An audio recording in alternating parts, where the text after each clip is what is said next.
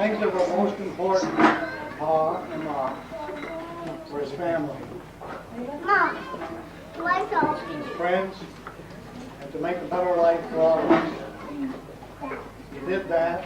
The time was a little appreciated for all of us doing. As the years grew on, these thoughts came back to you, and you appreciated it even more. This thought is a toast on Ma. Here's to Pa. Salute. Thank you.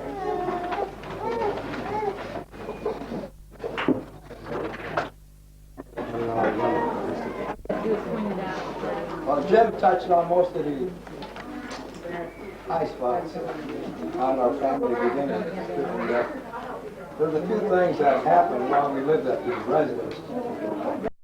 My dad also had a first home on Clark Street. Maybe some don't remember it. That was about 2 blocks down from Chestnut. That was his first homestead. And then from there, he moved into West Adams Street. So I'm just going to try to recap maybe about 10 years. And I would hope that some of the other brothers and sisters kind of pick up when they were small. And that way they can give you a little insight of what they went through as childhood. So, like I said, our first home was on Clark Street, and there we moved to Residence Street, West Adams Street. And Grandpa Christie also moved in with my dad and, of course, my mother's fathers. They all moved in, they all worked together, and they pooled their money. They were good at that. They do like the Cubans and Spanish do today. They all pool their money and try to help one another out. In the neighborhood where we lived, it was mostly all Italians in the neighborhood. Our 2-3 block area, the majority of the men folks all worked at the Nickel Plate Railroad, and the Finnish people lived down the harbor, and they all more or less worked down the dock. And that was the extent of the Polish people worked in the car shops and the railroad, and the Irish were the engineers. The Irish had the jobs in the machine shops. And that's about what the extent of the city economy used to be. Now, my dad was doing real good. Like Jim said, we had 2 homes, possibility of getting another home. And things happen as life goes on. We all realize that. My dad, when he moved into the homes on West Adams Street, were just 4 walls, really, is what they were. There was not much of them. Our first recollection was he had a big old pot-belly stove. And this was to keep the whole house warm with a pot-belly stove. He was the first one in the neighborhood that was able to put in coal-burning furnace. And we had a register in the center of that living room. It had to be about 3 foot square at least. And my dad would go down there and fire that thing, and that bonnet down there used to get red hot. And a couple of little kids, I don't know who they were, whether it was Effie or someone here when they just born, they'd get that grate and sit on that thing, and boy, I'm trying to just see the square marks on their butts from the thing. And it was dangerous. But that one register heated the whole house. The old houses then had vents cut in the ceiling with registers up there, and it was just forced air. So all that raised the hot air up into the bedrooms. But my dad was always a good provider, that's what I'm trying to say. He always looked out for the babies, the children, and his wife. His wife he adored. No 2 ways about that. Mom and Pa were two you don't find better people, as far as I'm concerned. I've traveled a lot and seen a lot of people.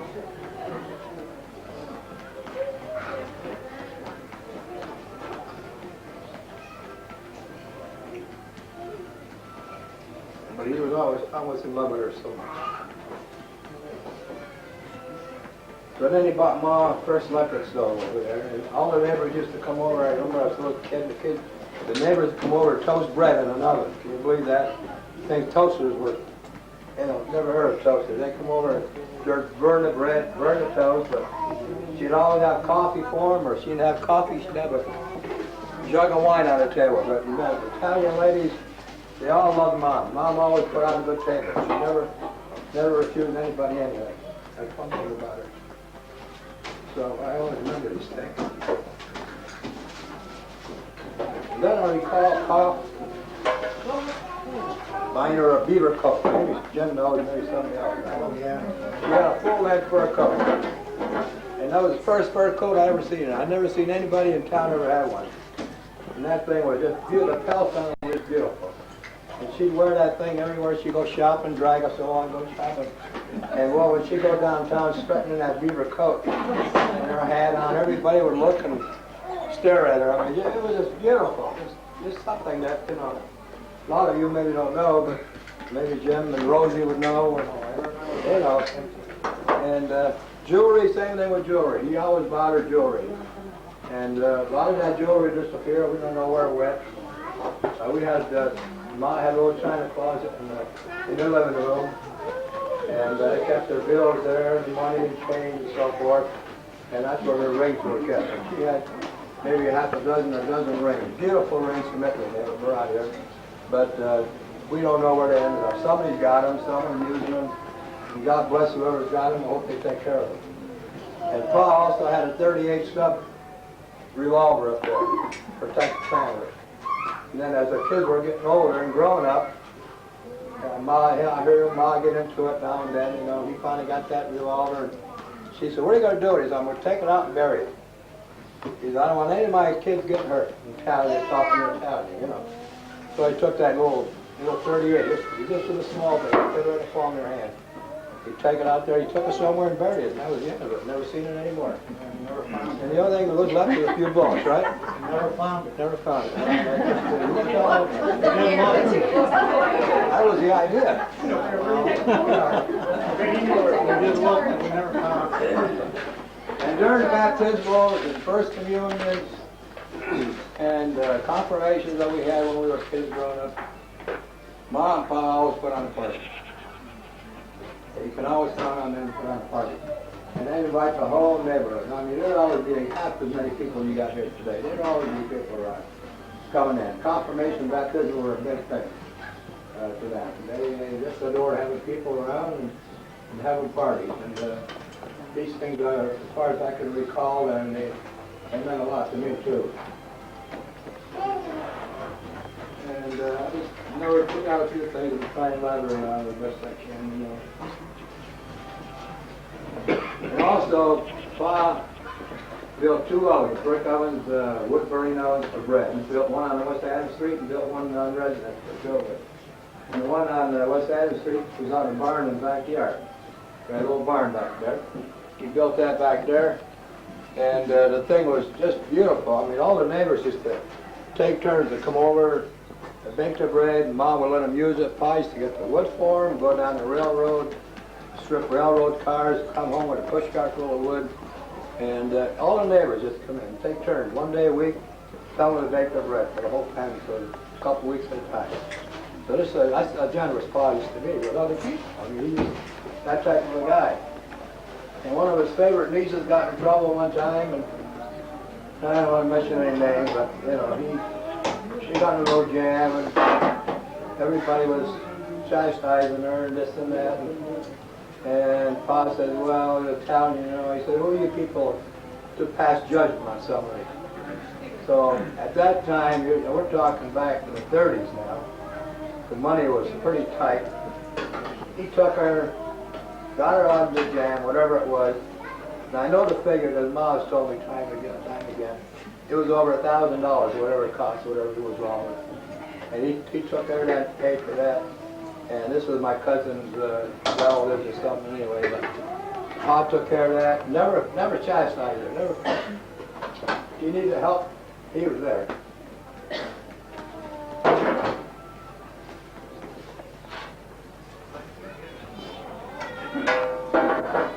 What page are we on, Dad? I got 5 to go. Oh, better sit down.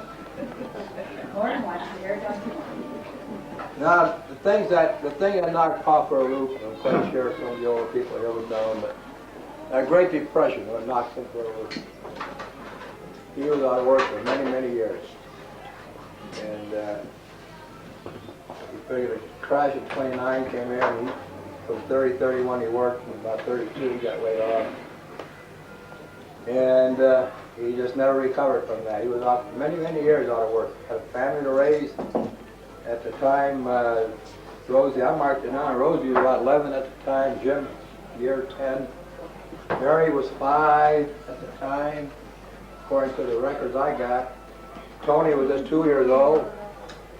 And Effie was 1 year old at the time. The rest of you guys were just a twinkle in Pa's eyes.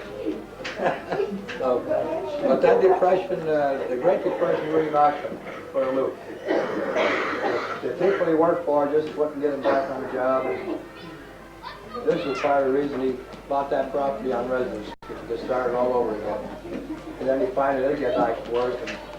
But I think if Pa hadn't had that hard setback for about 4 or 5 years, and the way he was going and the money he was making, hard working, he worked day and night, that he would have been financially well off to come for an immigrant. He would have done real well. I'm quite sure he would. So he didn't have the education like Jim said, but he sure had the moxie. And Ma also had it. She was real smart. She knew all this stuff. You got to take your hat off to your mother too, guys. She really helped along all these years.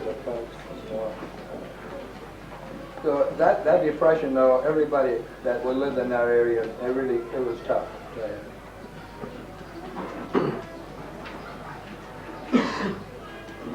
And like Grandpa Christie died in 1932, 34. I seen it headstone says 34. But he lived with us quite a few years. So he used to tell me a lot of stories in Italian. You know, some I understood, some I didn't. I realized that.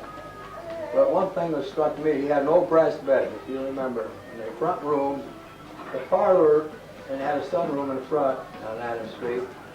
And Ma had made that into his bedroom. We were upstairs, and the kids were upstairs, and Ma and Pa was downstairs off the kitchen. And he had one of these big, heavy brass four-poster beds. And I recall one of the knobs on it, the ornament on top used to unscrew. So one day I was in there by mistake, probably by chance, and he's taking this thing off. Next thing you know, he's pushing up the string, pulling up the string out of that thing, and this is where he kept his money in there. I was in the bank. He had a string wrapped around his dollar bills and went down the hole. The string would be over his side and then he'd cover it up. So that used to be Grandpa's bank.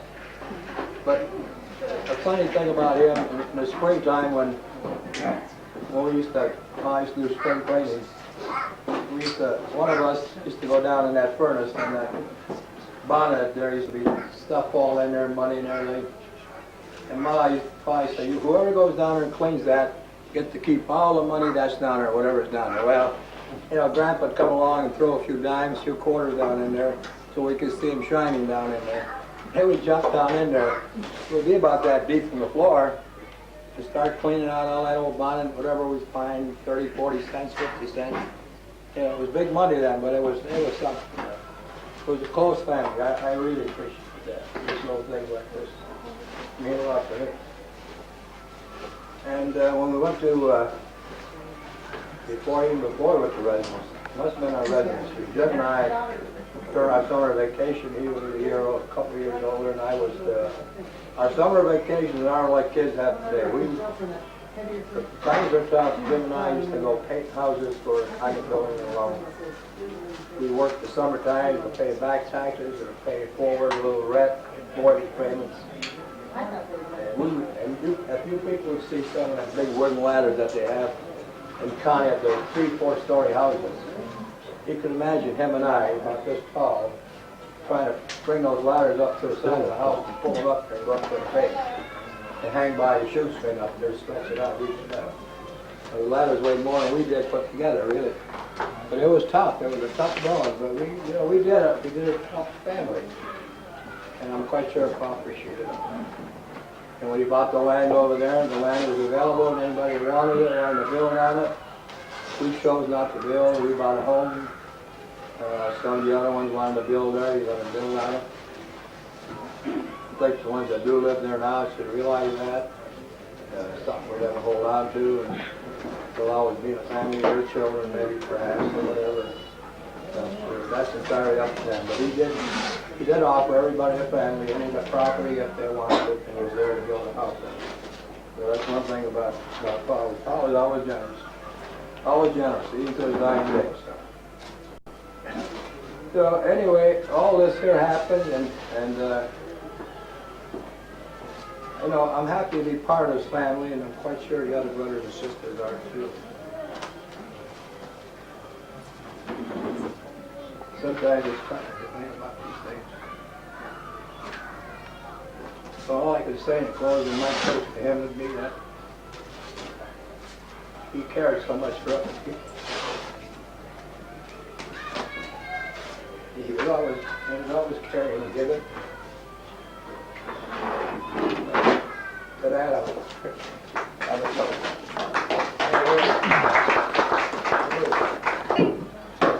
What about your mom? She's taking the treatment. One was our Christmases. Our Christmases, we never got presents because we couldn't afford them.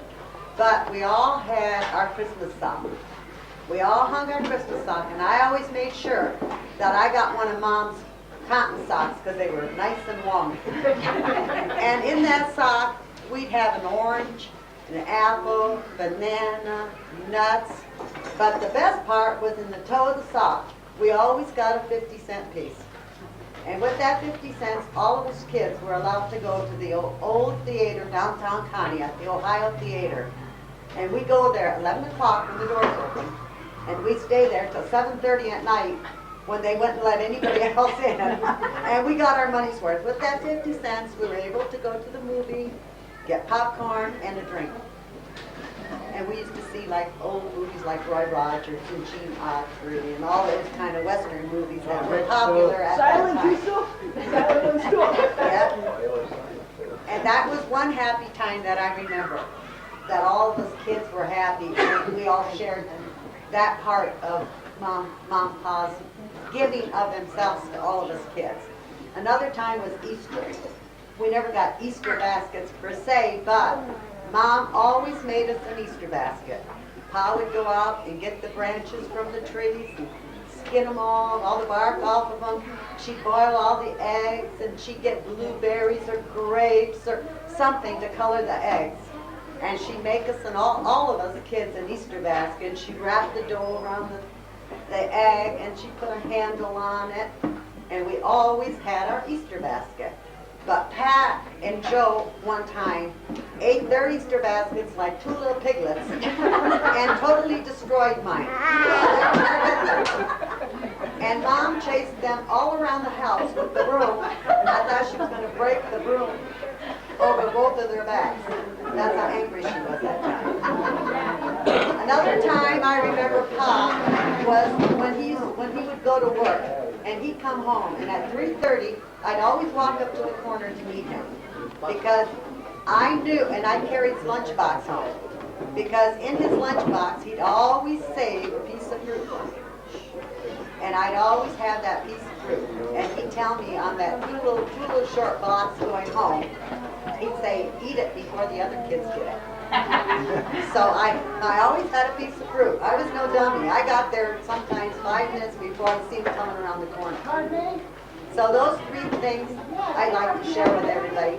My happy memories of Mom and Pa. So to Pa, if you're listening to us, we're having a good time on your 100th birthday. They were always wonderful. Easter, when we married, of course, things started getting good. And the boys, the 3 boys, were like this. Frankie, Joey, and Patsy. And I can always remember Patsy being the baby special, that's my daughter, now Michelle.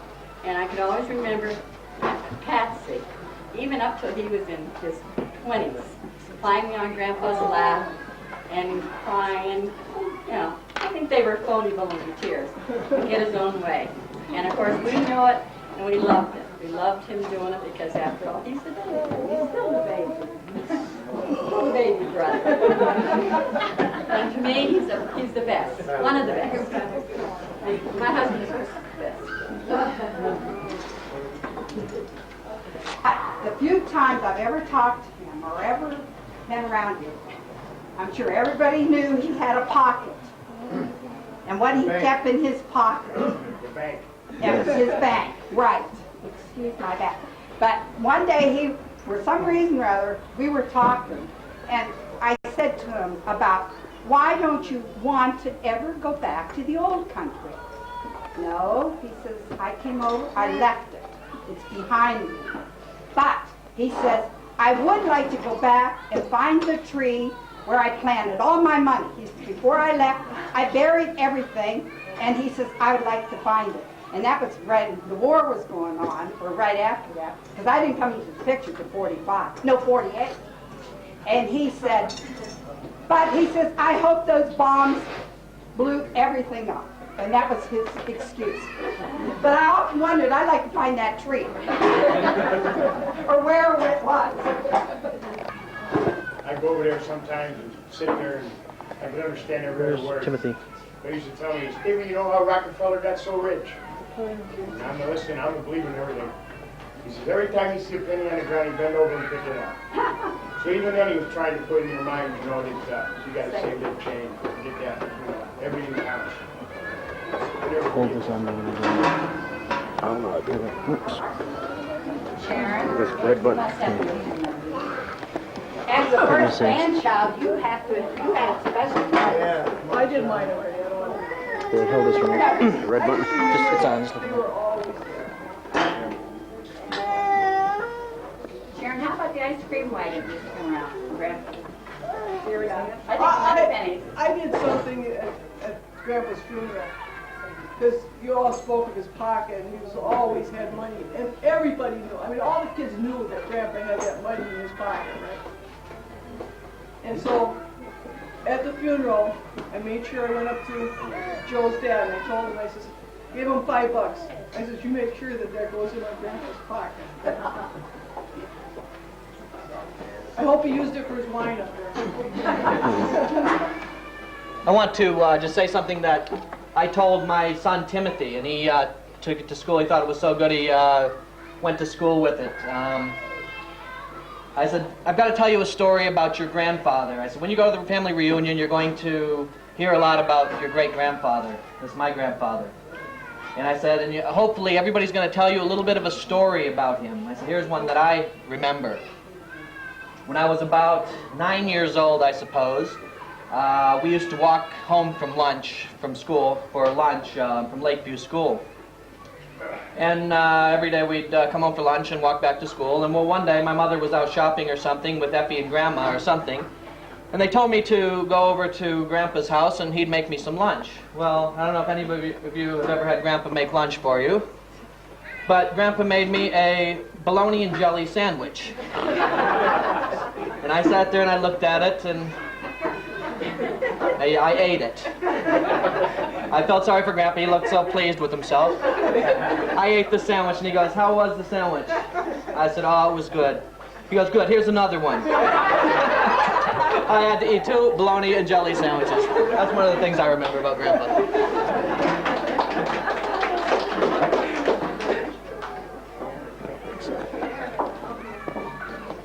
I didn't know Grandpa very well, but when I first started to date Diane, I didn't know what to expect, and I'm trying to be the boyfriend, trying to make a good impression, and Diane takes me over to the house and introduces me, and Grandpa didn't say much.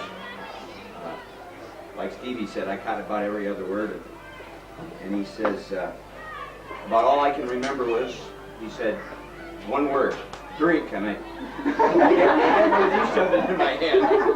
And he says, come in living room. That's about, maybe he said that, I don't know. And I just remember him as being generous, and some of the pictures we passed out last year where he's sitting on the bench outside, that's the way I remember him, sitting on that bench, and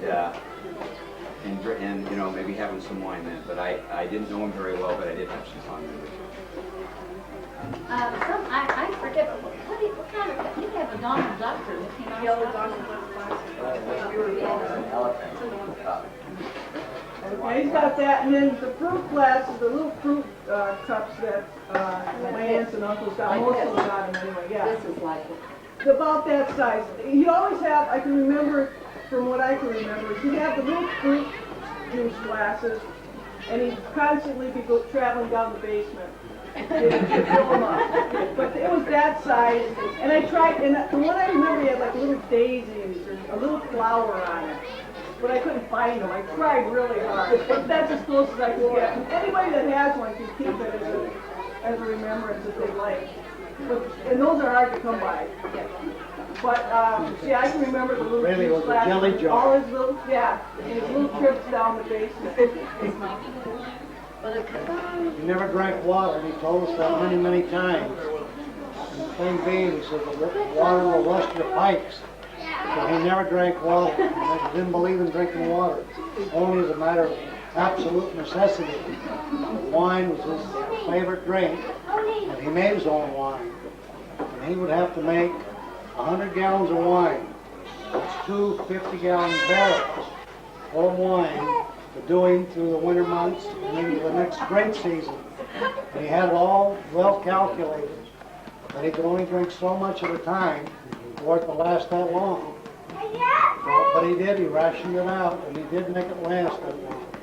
And we were all involved, us boys, in helping Tom make his wine, such as running the press, and we didn't stomp in the grapes with our bare feet as most people would think. We come awful close to it. But in any event, he would treasure his wine, and he measured it, and he monitored it, and you couldn't get a glass of wine out of that basement without him knowing that a glass of wine had come out of there. So you should feel honored you got a glass. Well, I remember that very distinctly, and it's a good wine story to remember. Thank you.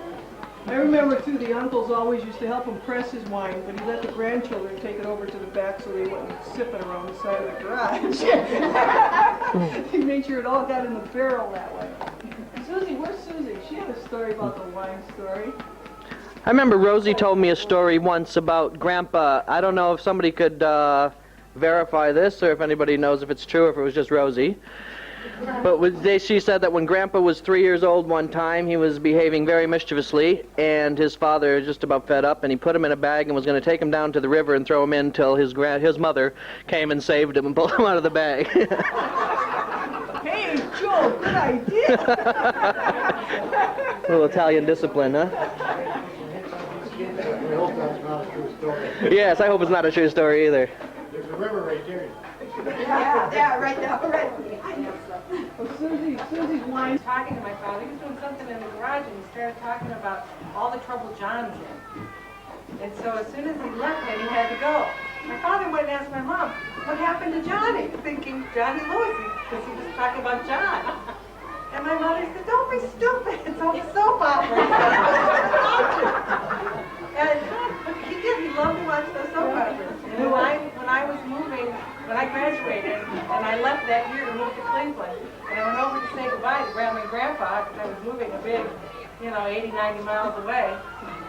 Grandpa and Grandma were telling me goodbye, and I mean, it was kind of hard, because I lived behind them, my whole life.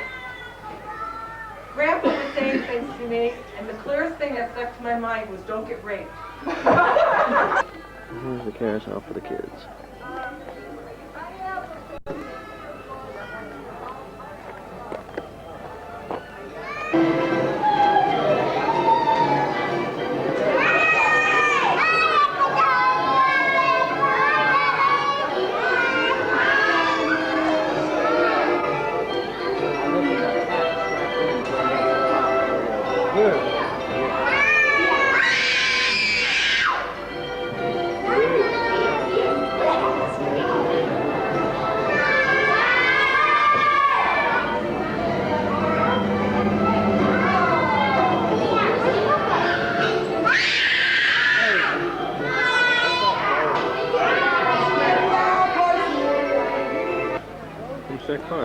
$10. Oh, nice reunion, huh, Rob? We're going to Seattle in a couple weeks like that. Very cool. Yeah, so am I. This is 15 shots. That's what everybody's saying. I'm glad you made it. I will. So Joe says, go around and video people. Okay.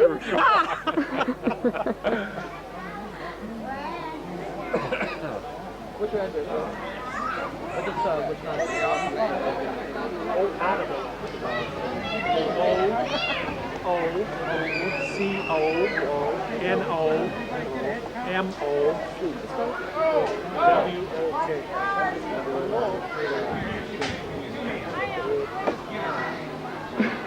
Hi.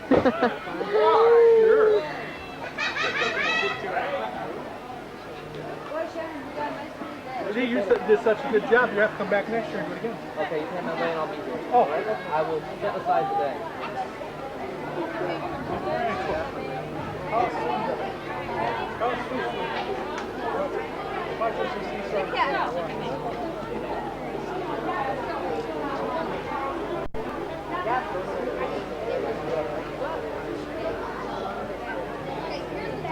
Becky, Where's your mommy at? Let me see. right behind you. Guy gave him a little yellow leather strap.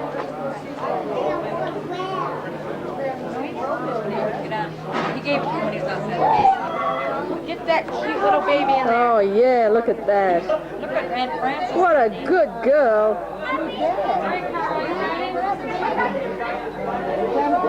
Hi, Rocky. Hello. How are you? Oh. Oh, that's good. Nothing. Daddy likes babies. There's Mark. You made it, Mark. Yep. How'd you get here? Light drop out. Oh. Why did he come here? They had to go for a truck.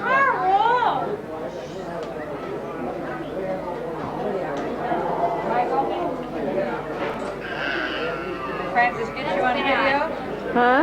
Michael made it for Francis. Yeah. Gee, you made it, Michael. First one in a long time. Yeah, me too. First one ever for me. Yeah, oh yeah. Is it? Whoa. Is your gun? Hi.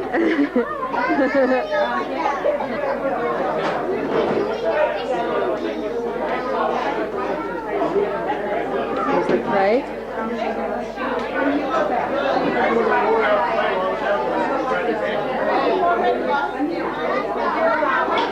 I just tell him nice story.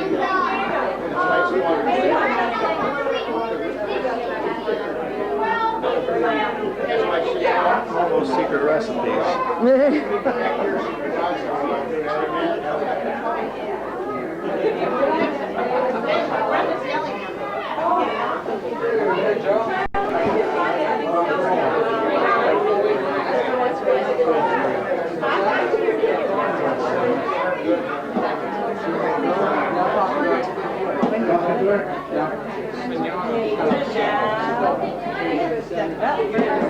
Hi, Joyce. Hi, Francis. We've got the video camera today. All charged up. All charged up? Oh, yeah. Hey, because we have a widescreen in now. Oh, that's a nice one. Yay. Hi. Hi. From Ohio. Just to say hi to you down in Australia. I'm Joe's cousins. I'm Brenda. I'm Joyce. And this is Alex. Can you say hi to Francis? She's taping you. Oh. No? Carl, just drink water down there.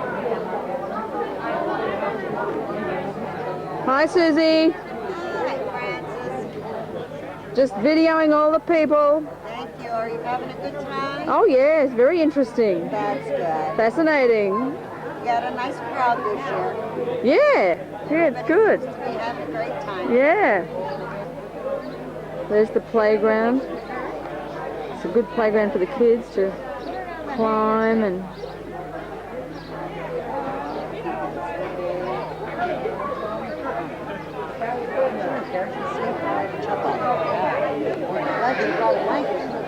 I'm glad she did too. Hey, Francis. Hi. Cheers.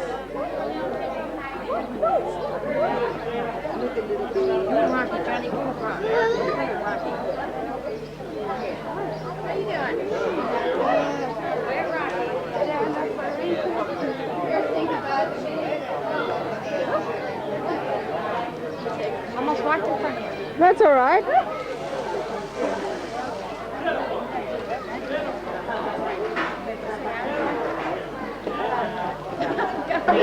The pinata.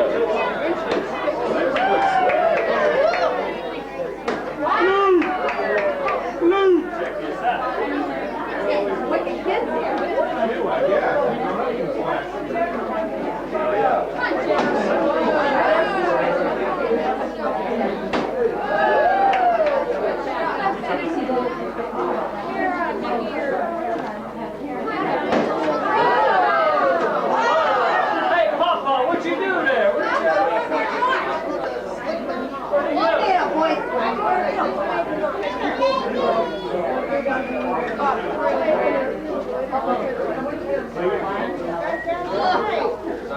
Where's the guys?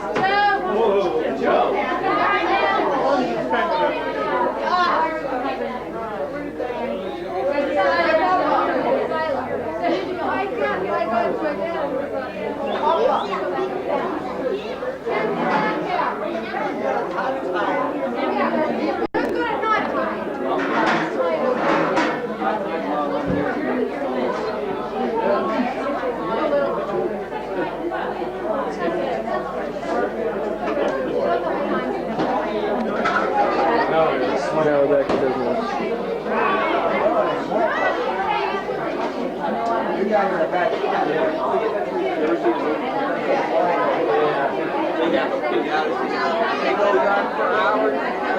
Can I just skip over this music, Joe? What's the settings? What's the settings?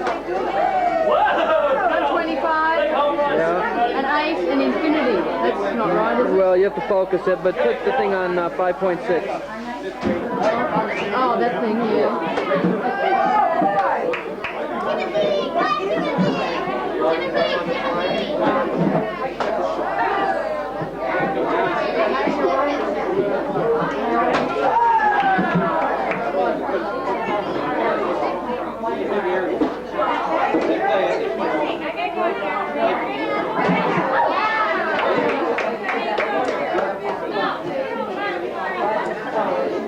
Wait a minute.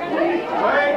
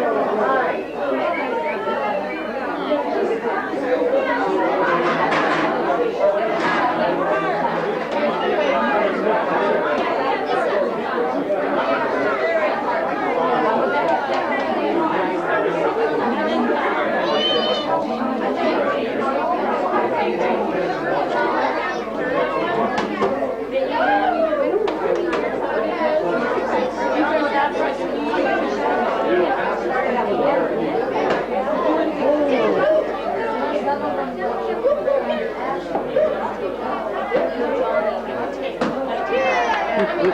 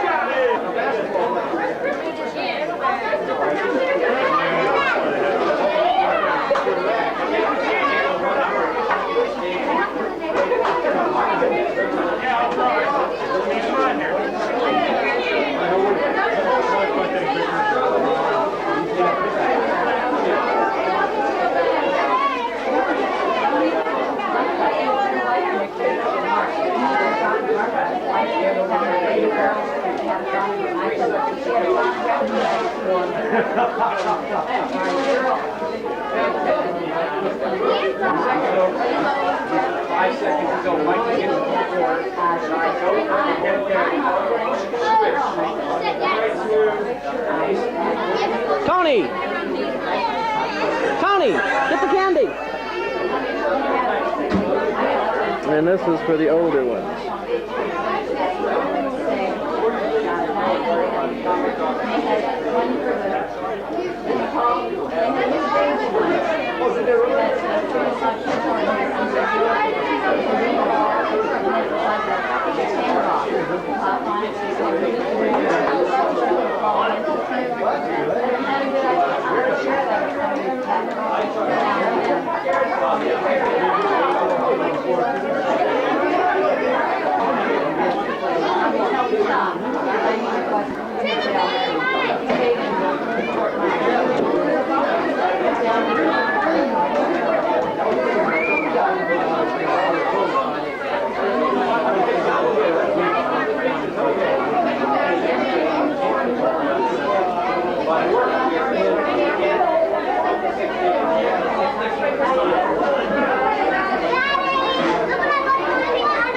Wow.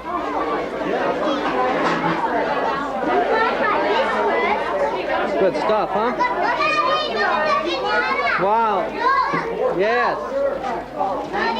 Good boys. Let me see what you've got from the pinata. What have you got, Timothy?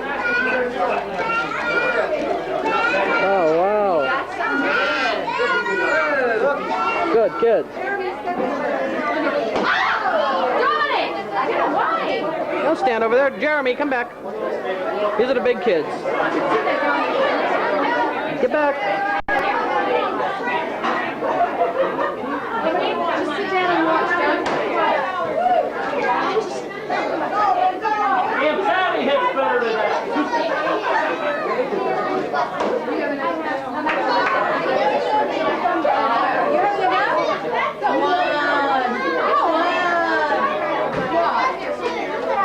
Get little Johnny out of the way.